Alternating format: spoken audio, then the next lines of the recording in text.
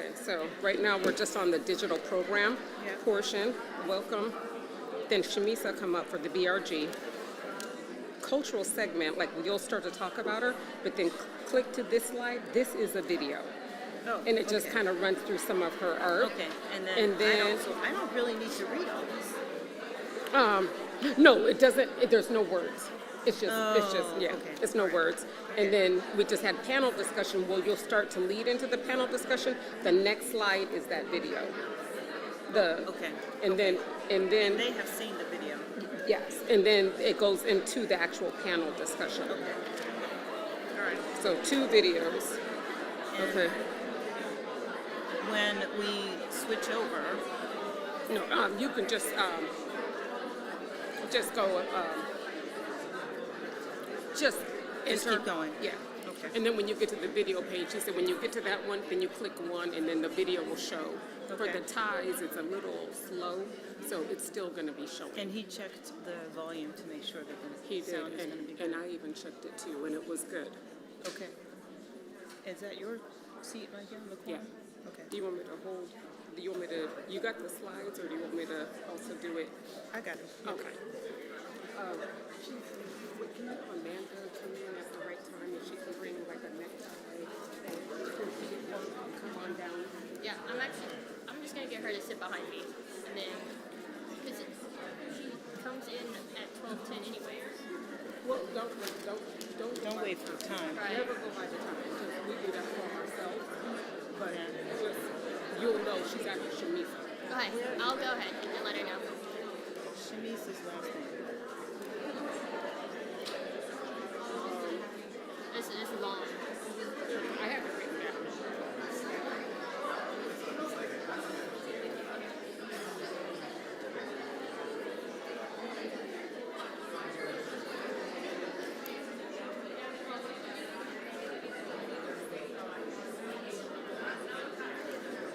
It's a hyphenated one, right? Yeah, Pachowski, the gay. Say it again. Pachowski. I'll spell it for you. Okay.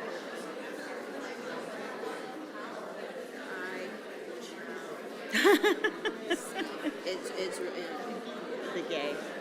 Okay. gay. Yeah. All right. It's just yeah. I think we easier should- to say it like All right, I Shamisa think we should- Pachowski. Yeah. All right. Are we ready? Everybody's in the room? Our 4th person is not here. There's still people out there, but I don't. I think we better start.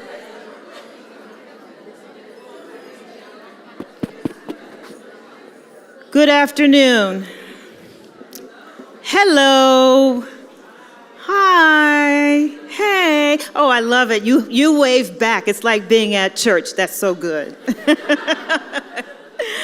I am Dr. Shauna Nesbitt, Vice President for Institutional Opportunity, and it's my honor and pleasure to welcome you all today to our First Nations Heritage Celebration. This is our 2nd one, and we have a particularly interesting and fabulous celebration today that will be featured by some artwork and some fantastic panelists to lead us in a wonderful celebration and conversation about Native American health as it relates to the contrast between cultural health and what we perceive as westernized medicine.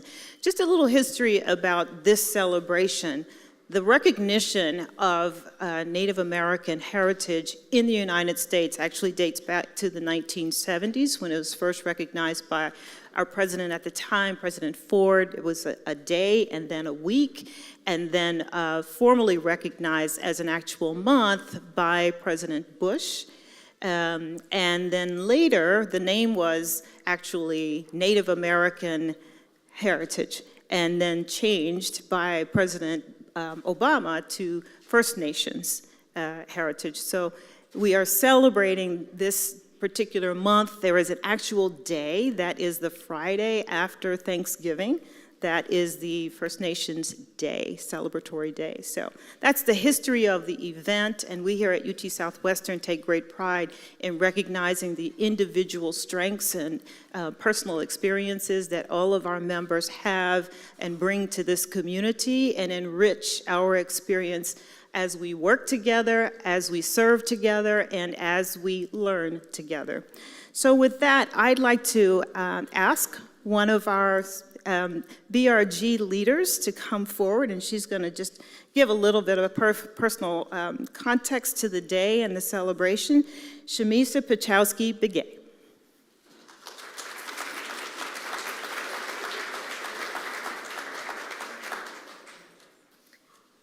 Let me know if you can hear me okay. I'm a little soft-spoken.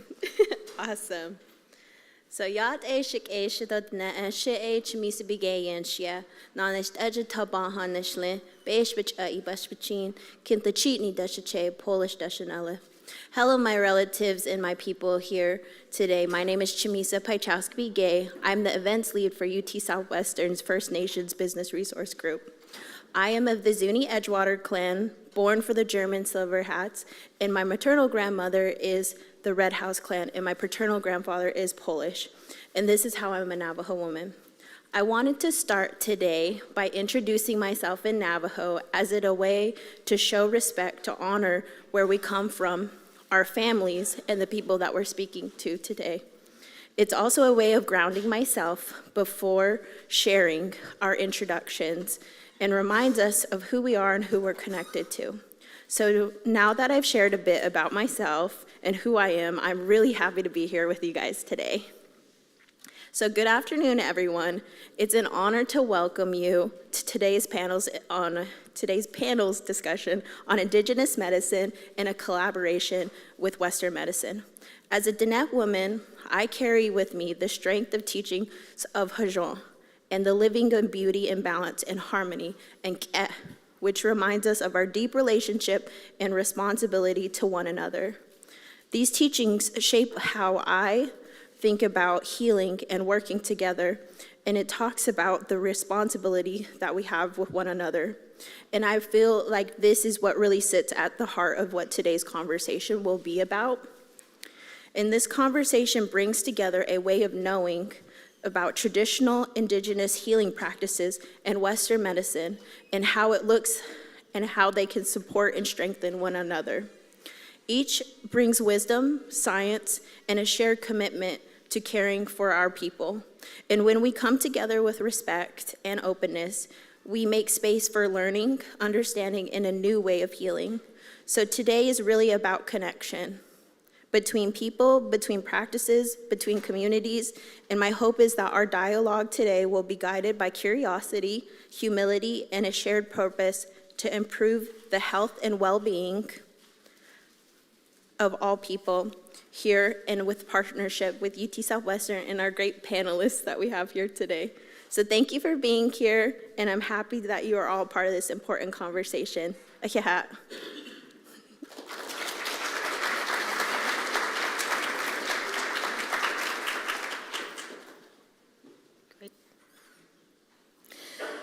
So I'd like to recognize some of our leaders who've come to share in the celebration with us. I always like to thank them for taking out time to really come and really be a part of these events because they matter a lot.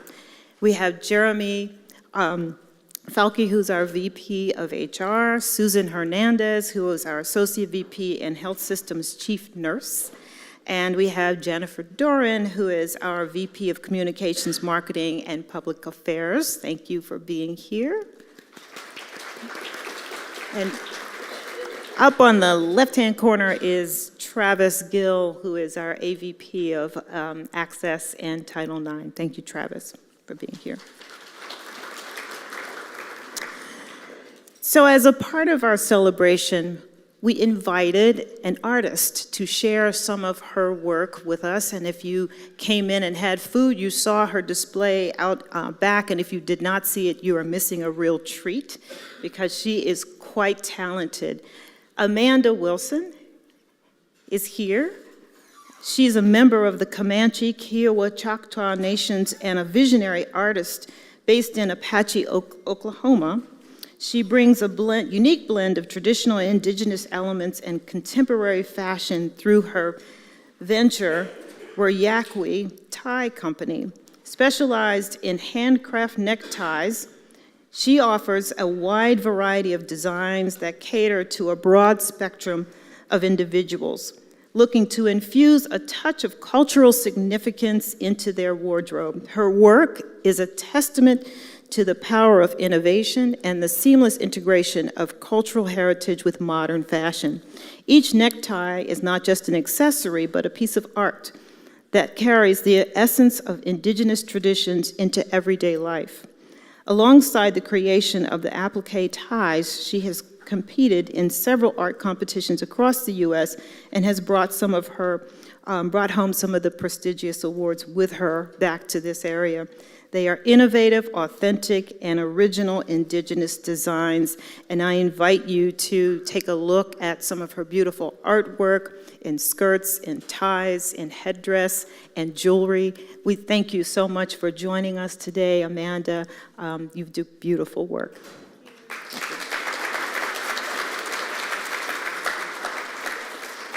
Yes. Okay. I'm just going to show you, I think. There you go. More of her work. It's gorgeous. She's very talented. Yeah. Okay. And now we will have a panel conversation. I'll introduce our panel and have them come up, and then I'll show you a little video that will fuel the conversation. We've invited 4 panelists to have this conversation today that we thought would help us to understand better what the cultural differences are, what issues might exist, and how we as care providers of any level in this institution might begin to learn how to bridge the gaps so that we help every member of our community to be in better health. Our first panelist is Heath Clayton. He is the Executive Director for the National Fund for Excellence in the American Indian Education. It was chartered by the National Fund for Excellence in American Indian Education and the Foundation for the Bureau of Indian Education, BIE, where he leads efforts to strengthen BIE schools through community-centered innovation and a focus on helping students to thrive. A citizen of the Chickasaw Nation with over 20 years of cross-sector leadership, Heath has held senior roles at Deloitte and J.P. Morgan Chase, where he launched the firm's Native American Affairs strategy. He serves as a chair of the board for 2 organizations, the Texas Native Health, the Indian Health Services System of Texas, and Out for Undergrad, the largest LGBTQ undergrad NGO. His career began with public service at the White House and continued in Congress and in the U.S. Department of Energy. In 2022, he was selected by the Presidential Scholar, where he worked alongside with Presidents George Bush and Bill Clinton to expand early career opportunities for Native youth. He teaches at SMU, just down the road from us, in their Cox School of Business, and serves as an expert in residence at the Carnegie Mellon University Heinz College. Thank you for being with us, Heath. Our next panelist is Blake Weaver. Blake is the Secretary and Board of Trustees for the Texas Native Health, formerly Urban Intertribal Center of Texas. He's an Associate Director at the United Health Group Advisory Board, where he leads strategic client engagement and executive retreats for major health systems across the country, helping healthcare leaders navigate emerging policy and market shifts. Previously, he managed enterprise-wide innovation and performance improvement initiatives at the premier institution, Tenet Health, Vizient, and a focus on delivering measurable outcomes across health systems, supply chain, and strategy. Outside of his corporate role, Blake serves as the secretary and board member of the Texas Native Health, a Dallas-based nonprofit serving Native American communities across Texas for more than 50 years. In his capacity, he supports governance, program strategy, and partnerships to advance equitable access to care for Native populations. He's a member of the Citizen Potawatomi Nation. Blake earned his MBA from SMU's Cox School of Business and his Bachelor of Science in Chemical Engineering from the University of Notre Dame. Thank you, Blake, for being here. Our third panelist is Christopher Logan. Christopher trained as a behavioral health manager for Texas Native Health. He earned his master's degree in clinical mental health counseling from UNT in Dallas in 2017 and a Bachelor of Science in Psychology from UT Dallas. As a clinician, he brings a broad range of experience that allows him to adapt his approach to meet the unique needs of each client. Before joining Texas Native Health, he worked in diverse settings, including psychiatric hospitals, university counseling services, and intensive outpatient programs. He gained valuable experience in the corporate sector through his time at New York Life Insurance, integrating the perspective into his clinical and leadership work.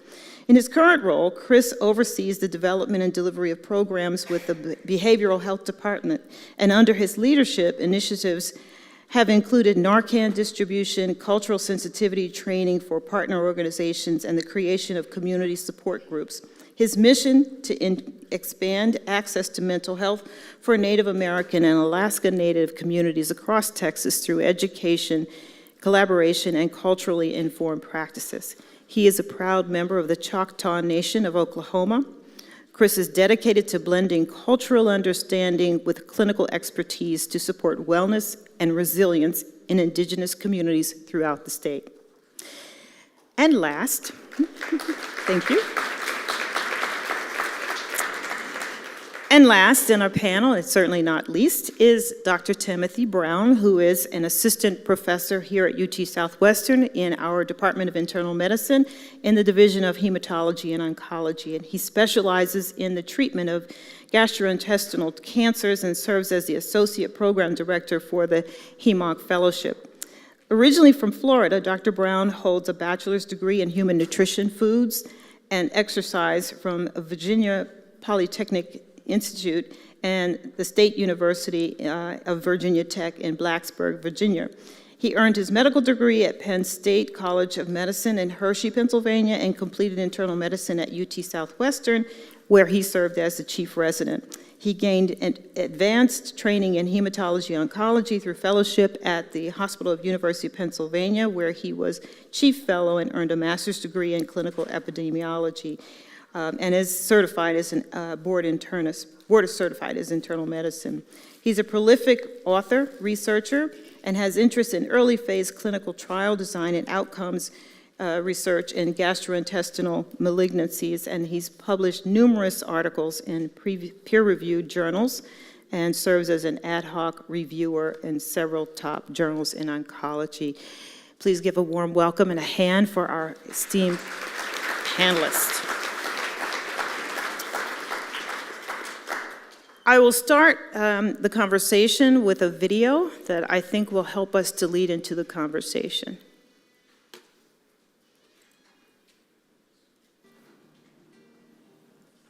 My radiation oncologist, on the first day we met, I gave him a pair of slippers, and he said, well, why am I getting these? I said, well, we're going to be on a bit of a journey together, me and you. We're walking together on this. And he said, I normally don't get these until after it's all done. And I said, well, no, I'm getting them now. I mean, who puts on their shoes after they're finished? So, you know, he was touched by that. I just wanted people that I was working with to know who I was and to how we were in this together and be a team. So if the patient and the doctor can have that kind of relationship, then it kind of feels like, for me, it felt like every day I was going to work, you know, to fight cancer.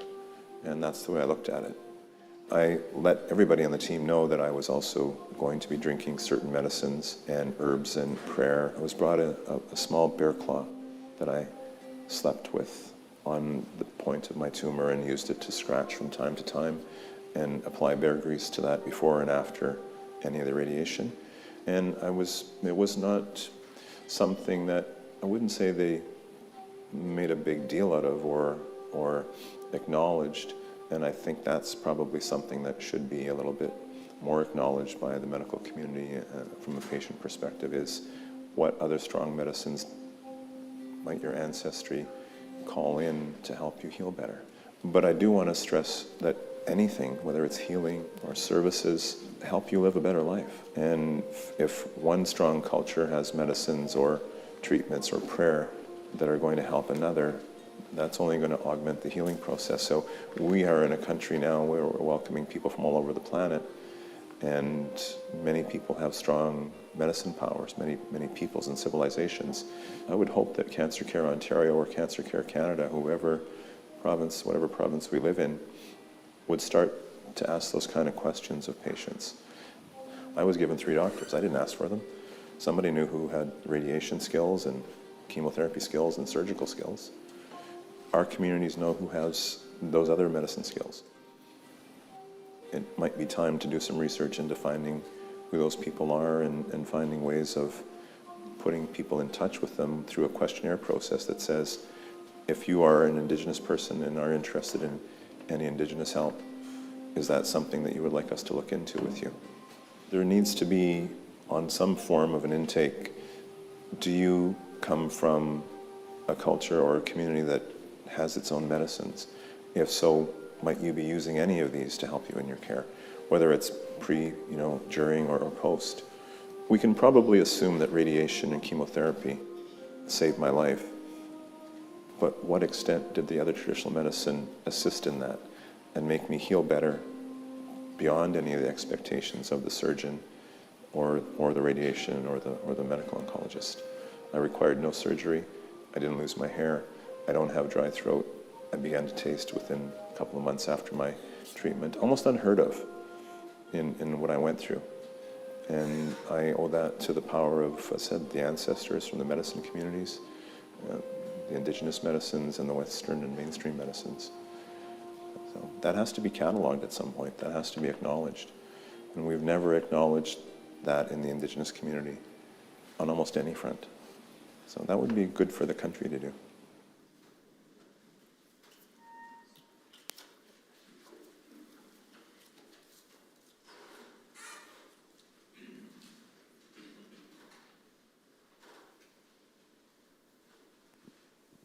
Am I on? Yes, okay. So it's an interesting video, and I thought that was a nice segue to a conversation about tribal medicine, cultural medicine, and the nexus with westernized care as we see it in a center such as UT Southwestern. So since we have Dr. Brown, who is a hematologist, oncologist, it's a nice question for you to start with is, what do you see as the strengths of westernized medicine, and conversely, what are the limitations when applied to Native American patients and communities? Sure. Thanks for the invite to be here, by the way. I think the strengths of Western medicine basically emerge from the scientific background from which we develop our approach to patients and our medicines. Basically, all of our molecules start in a lab. This molecule does what it's supposed to do in the cells, and we learn to apply it to patients. And along the way, we developed this framework called evidence-based medicine. And the way we know that a molecule is beneficial on the whole is we run very large randomized controlled trials where we take a lot of people who have the same disease and we test them. Do they do better when they're given molecule X versus molecule Y? And in doing so, you can very easily tell any given patient that you see in the clinic what are the risks and what are the benefits of a given approach to treatment. So I think that is the major strength from Western medicine, but therein also lies the limitation. The benefits and the risks that we see are directly reflective of the population that enroll on these big randomized studies. We do know within oncology, for example, the native enrollment is far less than 1% on any given study. So while we may think something works at a population level, what we don't see is, does something work in a specific population, such as the native population, which has their own set of risk factors and comorbidities. And so I think this major gap between understanding whether or not something works in the clinic and understanding whether or not something works in a given individual represents the major limitation of Western medicine as it applies particularly to the native population. Thank you for that. And it strikes me that this is a conversation that really, really hits home to the individual relationship with your care provider that has a lot to do with trust with, in the system and in what the advice is that you particularly give. I think he hinted at that, is that, what's the appreciation. And so with that, Blake, let me just ask you, tell us more about indigenous medicine and what does that mean to you? And I think that would help us to understand better how we might have that conversation. Absolutely. And I think as someone who is Citizen Potawatomi and any indigenous group, really it's a connection to those that came before us and our community as a whole. I think that's a huge part of what makes indigenous medicine what it is our connection to those around us. I think what's really interesting about it too is Dr. Brown mentioned evidence-based, right? And I think that's really important with today's care.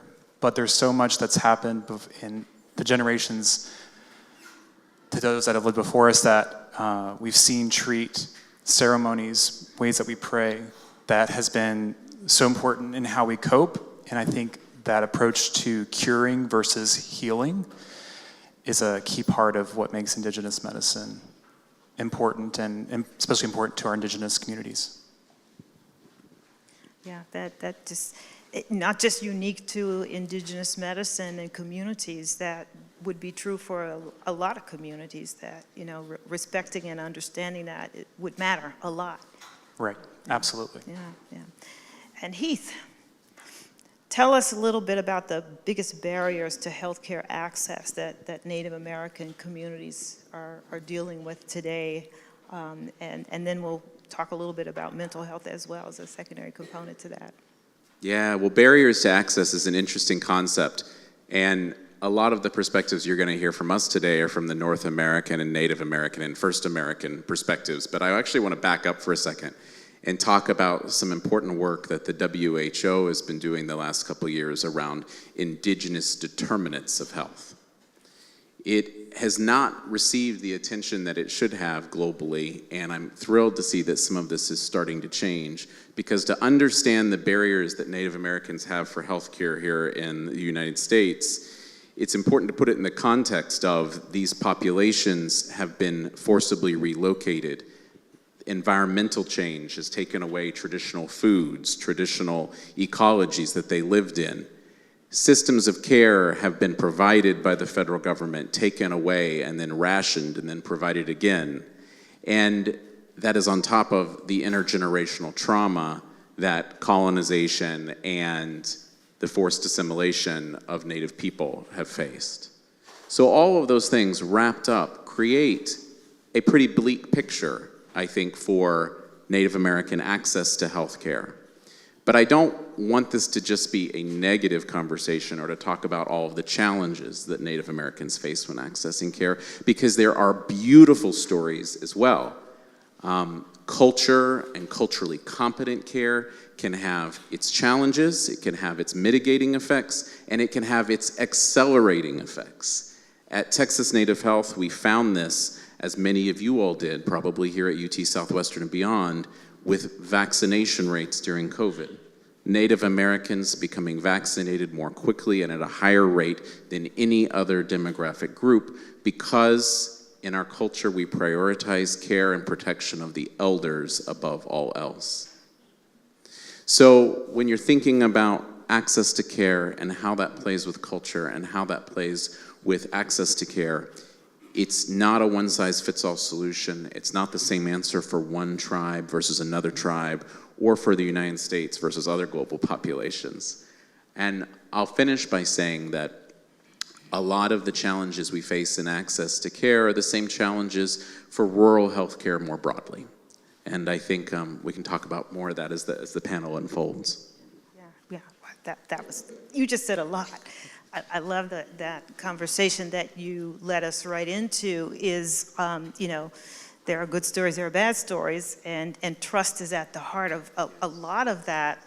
And just tell us a little more about some of the good stories, because I think we need a pick-me-up. Well, I have my day job leading the foundation for the Bureau of Indian Education, which is the federal government's obligation to provide education.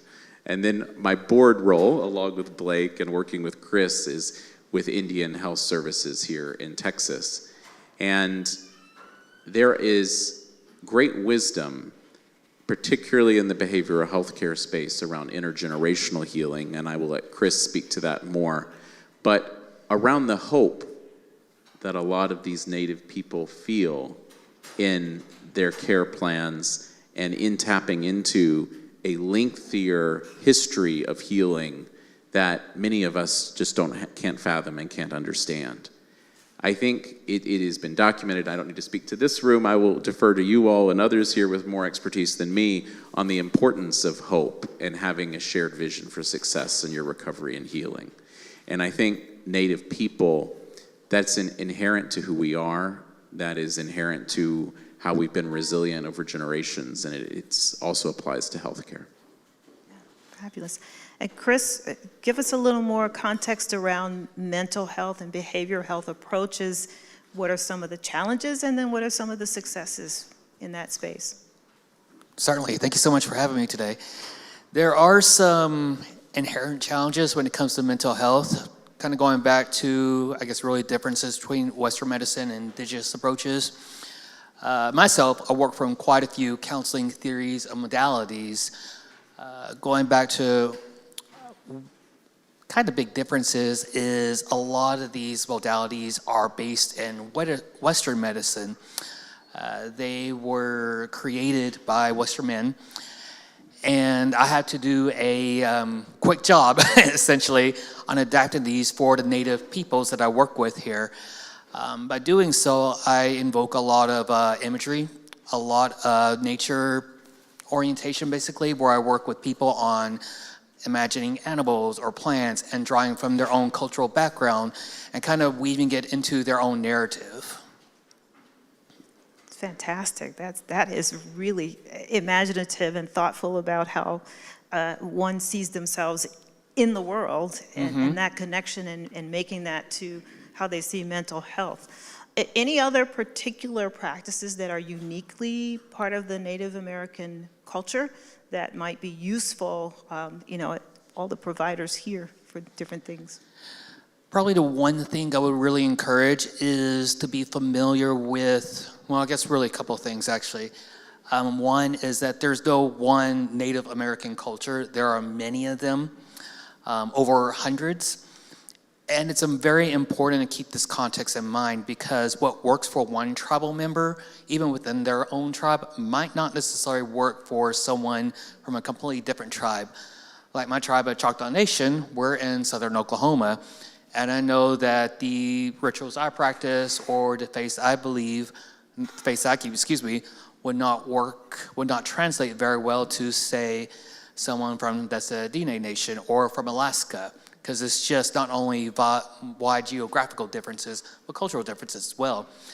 So it's okay to ask your patients, your clients, on what are the rituals we need to keep in mind? What do we need to observe so that way you can get the best help that you need? Yeah, I'd love that, opening the conversation with a tell me more about you, right? And how you see it, because even in one particular nation, they may not all see it exactly the same way.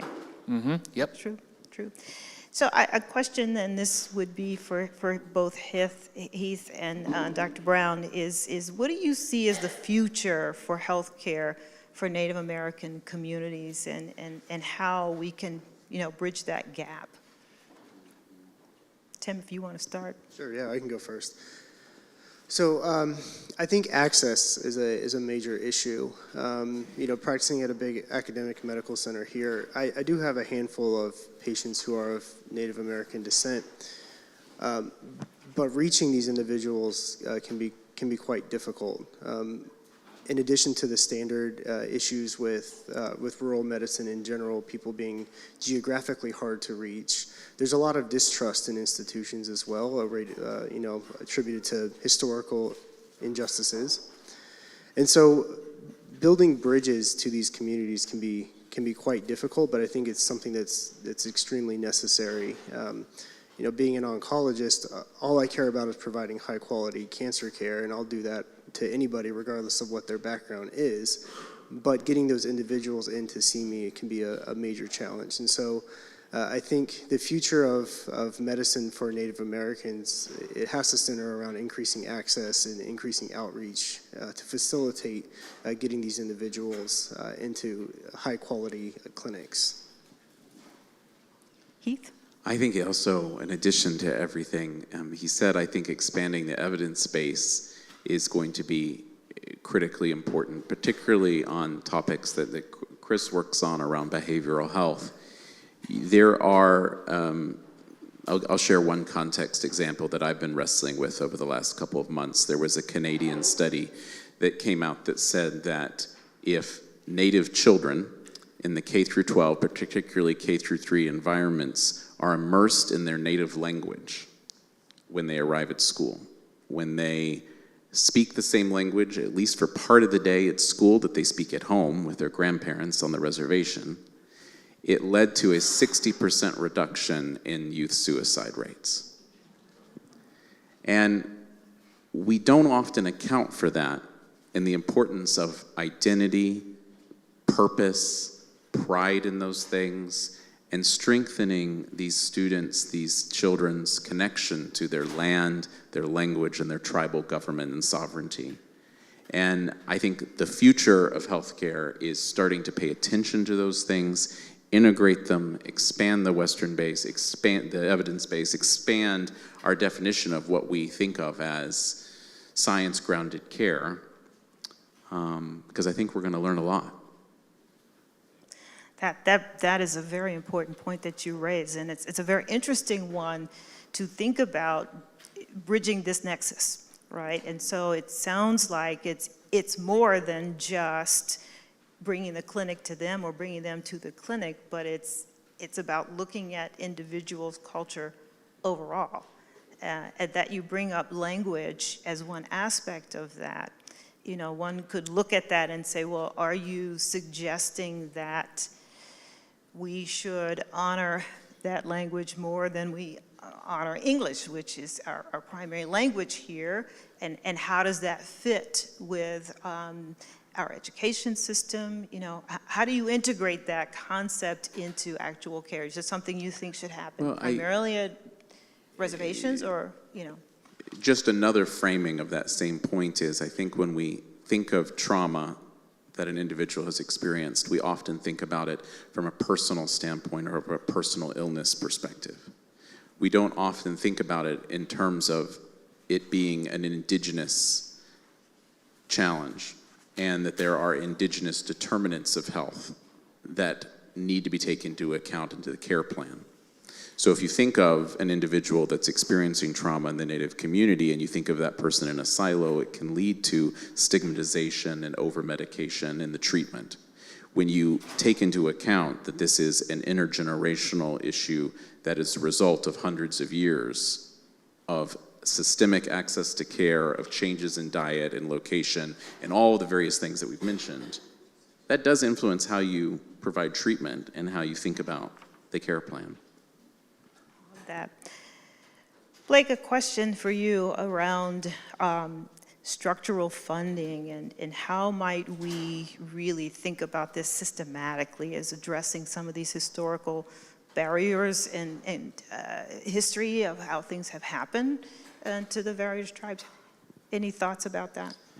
Definitely. I think one thing that you mentioned earlier was the emphasis on trust. I think that's extremely important in our community. And something structurally that stands out to me, from my point of view, is something that probably relates to a lot of us in this room, is education. I think there's an opportunity, almost a two-way stream here of being able to participate, observe, sit in with a tribal clinic and seeing how things work, how the conversations go, what people are asking about in a setting where they feel comfortable. And I think in addition to that, that can also go the other way. When we have communities, indigenous communities that truly embrace, have faith in our traditional healing practices, ceremonies, prayer, other ways that we engage with healing, having someone who is a healer or a part of that type of practice coming back to a place like this, a university, teaching about their ways and allowing for you to embrace empathy, understanding. And so when those questions come to you, it's not a first, it's a way that you have a foundation to address those needs and take that conversation further than just being dismissive and allowing for that patient to have trust in you. Yeah. Anyone else on the panel have any thoughts about that particular aspect of it, is how healthcare providers can actually be a part of that education system? Yeah. Well, I think at a baseline level, do you all know what the Indian Health Service is? You know, yay, I got one hand, two hands. You know, Indian Health Services is a shadow healthcare system, very similar in a lot of ways to the VA. It is obligated by trust and treaty obligations that the federal government signed with hundreds of tribes that they provide a free healthcare system to federally enrolled Native Americans. The IHS funding is really three tranches. There are IHS hospitals. We think about those out west in the Dakotas and the Plains. The second tranche of funding is funding to tribes to operate their own healthcare facilities. We are fortunate in Dallas that the Native population has access to world-class healthcare just across the border in Oklahoma at these amazing tribal healthcare facilities. And then the third stripe of IHS funding that many people don't know about is funding for 43 urban health programs across the United States. And those three funding streams are meant to provide comprehensive care for every federally recognized Native American in the US to get free health care. It doesn't work out that way. IHS is chronically underfunded. There are challenges too numerous to list, but there are bright spots where especially these urban programs are really thriving, providing culturally competent care.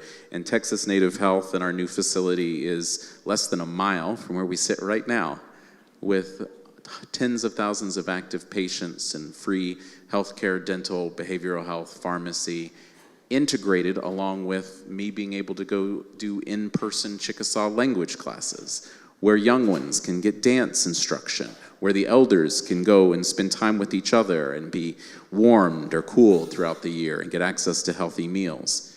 I think as healthcare providers, just even the knowledge that IHS exists, providing those cross-training opportunities, and we're grateful for the UT Southwestern fellows and residents that cycle through, and cross-referrals, I think, is just incredibly important to know about.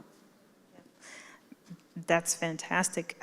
Tim, what's your experience as a healthcare provider here with the collaboration with the Texas Native Health group that's local to us, and training aspects of that, and how can we make that better, or what have you seen here? So having only rejoined the faculty 2 years ago, I haven't crossed paths too much with Texas Native Health aside from my drive into work every morning.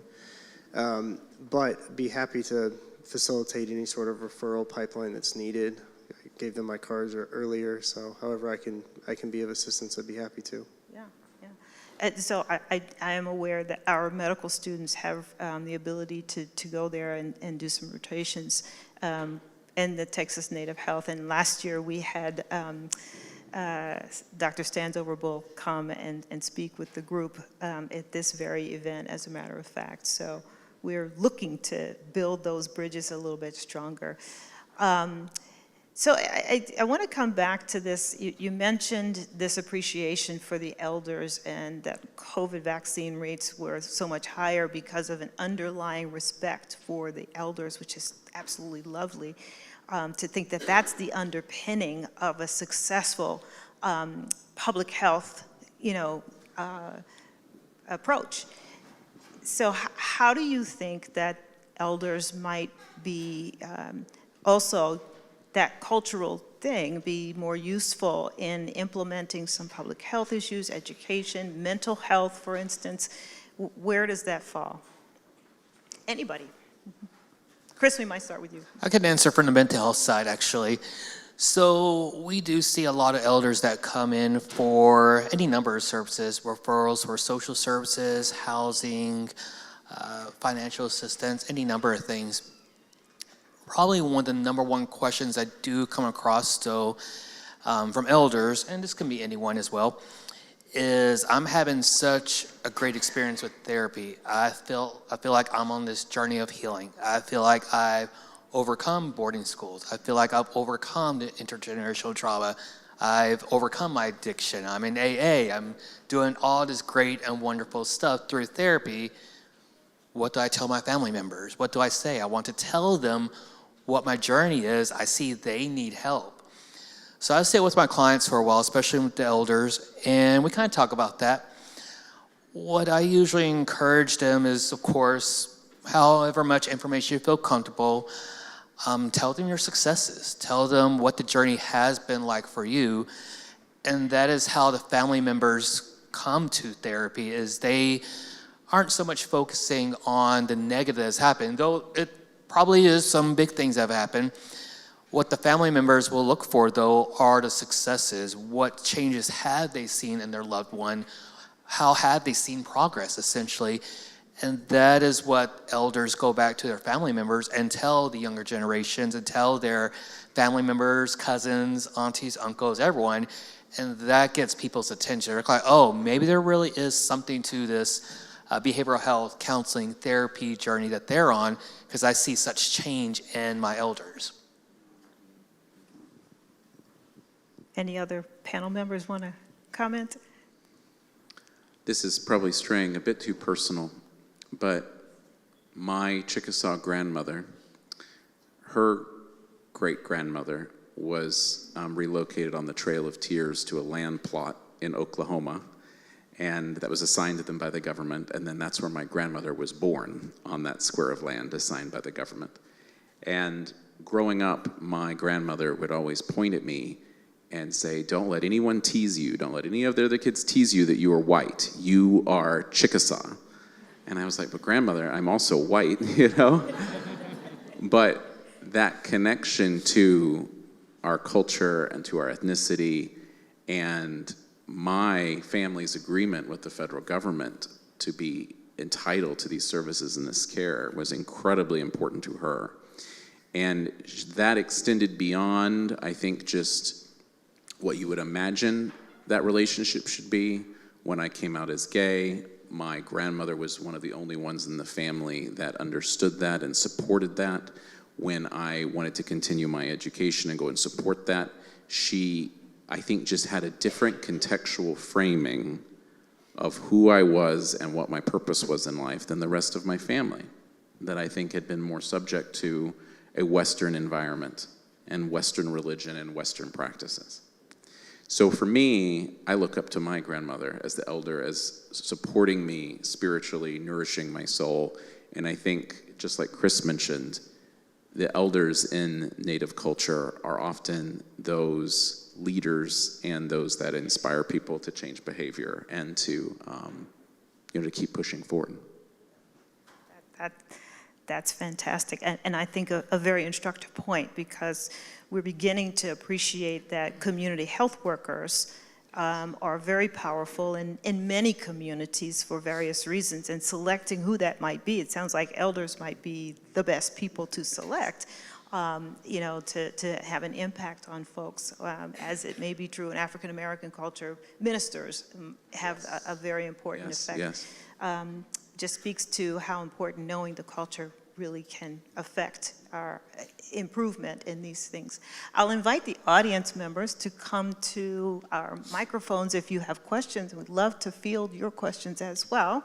Just walk right up so that we can hear you ask your question. Don't be shy. Yeah.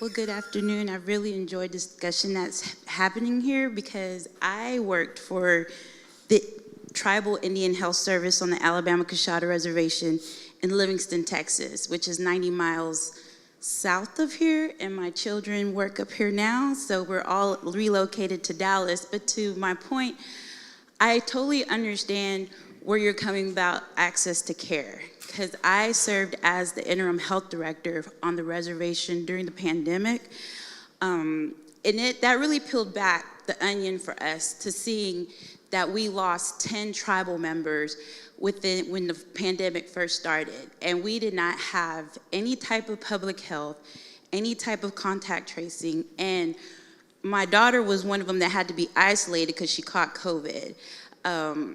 Just to know that during the time where we needed the resources, the federal government was very slow to act. And then that also brought about behavioral health, because we are a community, like we like to eat together, we like to commune together, we like to have our dances, our ceremonies.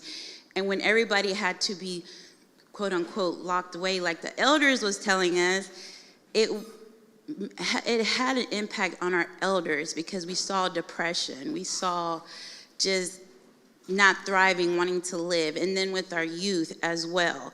So we applied for so many grants. One was Native Connections, which helped us bridge that gap. Then we applied for the TOR, Tribal Opioid Response, which allowed us to have a rider on it to address certain issues that our youth endured during COVID. So there's a lot of good stories that come off of the reservation. Also, there's a lot of sad stories, and to the point of where you say where the funding, like our tribal members, our tribal rolls are less than 1,500. Most of the people live on the reservation, which is like half of them, like 700. So for our tribe, in order to get them access to care, there's a program called Contract Health Services. Contract Health Services is funded at a low, so we had 600 people on the reservation. We had to provide contract health services. That equated to $500 per person for the entire year. For the entire year. And then what we ran out, we'd had to supplement with tribal funds. And if anybody knows where Livingston, Texas is at, we're in deep East Texas. We're nothing but woods. So there's not a lot of economy there besides what we do, which is we have gaming, which that helps a lot, but it's not the cure-all. Because our health disparities on the reservation are just, it's different from our counterparts, as you were stating with, comorbidities, diabetes, cancer. Like on our reservation, we're seeing a lot more cancer. We have the best cancer center in MD Anderson, but it's hard for our tribal people to get there because it's 90 miles away from the reservation. So there's access, transportation.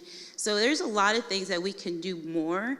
I really feel like as tribes, we should work together with the institutions like universities and dispel the stigma about, oh, they're gonna research us.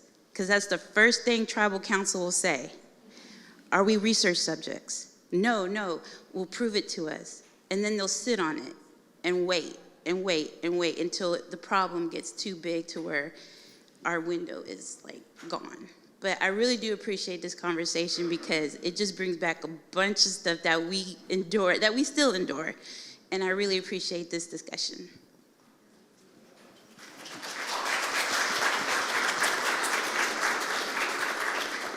We have only a couple minutes left, but I would like to allow each one of you to give your final perspective that you'd like to share with the group. And we'll start with Dr. Brown. Yeah, that was a really, really touching, testimonial. It really highlights a lot of the problems with providing high quality health care to Native Americans, going back to access, issues with trust in institutions, injustices by the government that continue to perpetuate. But I think events such as this are important in helping to bridge those disconnects and hopefully advancing care for Native populations. Chris? Thank you for having us again. I guess One thing I could provide is that talk about Native American history and medicine and what has happened in the past. It can be sad, it can be depressing, can be frustrating even for the providers that are out in the field. At the same time, though, it's very important as providers and future providers is to remember the successes. One thing that I often work with my clients on is, yes, you have gone through a lot in your life. That's a fact. How do we balance that out with all the successes so that you're thriving as a result? And so that's how I often approach therapy is we still acknowledge the validity of everything that's happened. Where do we find the success? How do you want to rewrite your story, basically? Fantastic. I think for me, it starts with this group here today. I think talking about it, like we talked about just a minute ago, is the step in the right direction. Having a conversation at all and acknowledging that these issues exist. They have existed. The problems, and we can talk about problems all day long, federal government, et cetera. We don't want to beat you down on that one. But really, the fact that we're here and listening to each other and having that understanding of these other experiences are happening out there is the direction we need to be going. And as we mentioned earlier, the empathy and the trust that you can build with those that are part of our Indigenous community, and that applies to any community, right? Any person of color, any other community that is othered, that applies there too. And I think that's a lesson we can take away from today. And finally, Heath. Oh, we just need everyone in this room to be allies and bridges. You don't need to be experts on culturally competent care. You shouldn't be experts on tribal issues if you're not Indigenous, but you can be informed and ask the right questions and connect to people, and particularly for your patients in the future. Be that bridge, and that video was such a beautiful way to start the conversation today. Well, thank you, each one of you, for spending time with us today, educating us, helping to fuel this conversation, giving us fantastic advice to move forward with, and good luck in all of the work that you do. Thank you for the work that you do. To all of you, thank you so much for joining us today, and we hope you've enjoyed the food and the conversation today. Have a great afternoon. We'll see you Tuesday. Tuesday, we will celebrate our veterans. Thank you. Have a good afternoon.